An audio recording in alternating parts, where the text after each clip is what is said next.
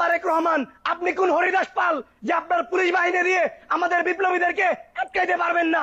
স্পষ্ট ভাষায় বলে দিতে চাই, আগামী দিন Tarique Rahman running prime minister.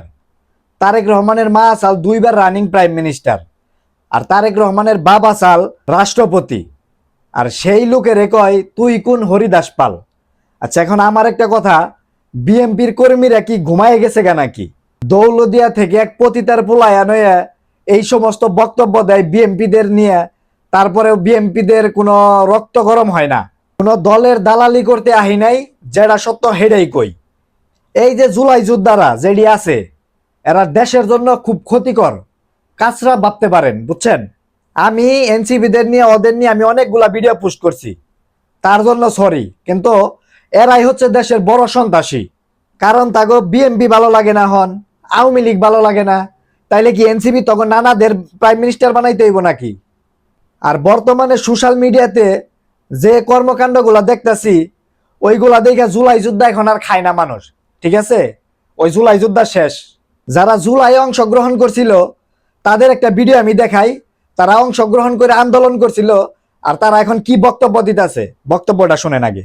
আমরা যদি জানতাম এই ছাত্র প্রতিনিধিরা আমাদের দেশ ও জাতি নিয়ে বাটপারি করবে, সবচেয়ে বড় মহা ষড়যন্ত্র করবে, তাহলে আমরা রাস্তায় নামতাম না ভাইয়া। তাহলে ওই শেখ হাসিনা ছিল, তাও ভালো ছিল ভাইয়া। আমরা অনেক বড় ভুল করেছি ভাইয়া। আজকে আমাদের ভাইরা শুধু শুধু প্রতিবন্ধী হয়েছে। দ্বিতীয় আওয়ামী লীগ হচ্ছে এই এনসিপি, দ্বিতীয় আওয়ামী লীগ হচ্ছে এই জামাতে ইসলাম। আওয়ামী লীগ যা না করছে তার চেয়ে জঘন্য করছে এই এনসিপি আলারা ভাইয়া। এটা ভালো কাজ করে নাই। তবে দেশের মানুষ ভাইয়া আমরা বুঝতে পারি নাই ভাইয়া, রাস্তায় নেমেছিলাম। যদি বুঝতাম ভাইয়া, সাধারণ মানুষের সাথে প্রতারণা করছে, আমাদের সাথে কোটা নিয়ে শুরু হয়েছে, আর এরা মহা কোটা এখন চলে গেছে ভাইয়া। কি শুনছেন? এই জন্যই বললাম যে জুলাই এখন আর মানুষ খায় না। আমি এনসিবিদের সাপোর্ট করতাম, ঠিক আছে? তো কিন্তু বর্তমানে তারা এমন উশৃঙ্খলা তৈরি করতেছে যেটা দেখে মানে বোঝা শেষ। মানে এরাই দেশের জন্য ক্ষতিকর একটা জিনিস। আওয়ামী লীগ দেশে আইব কিনা তা জানি না, তবে বিএমপি তো আছে। কথাটা মিলিয়ে দেখেন, এনসিবির এই কয়টা একটাও বাদ পাইব না। এরা বর্তমান দেশে যা করতেছে, আর কোনোভাবে যদি আওয়ামী লীগ দেশে আহে তাইলে মনে করেন একটার অস্তিত্ব থাকবো না এদের। আর কথায় যদি কোনো ভুল করে থাকি তাহলে ক্ষমার দৃষ্টিতে দেখবেন।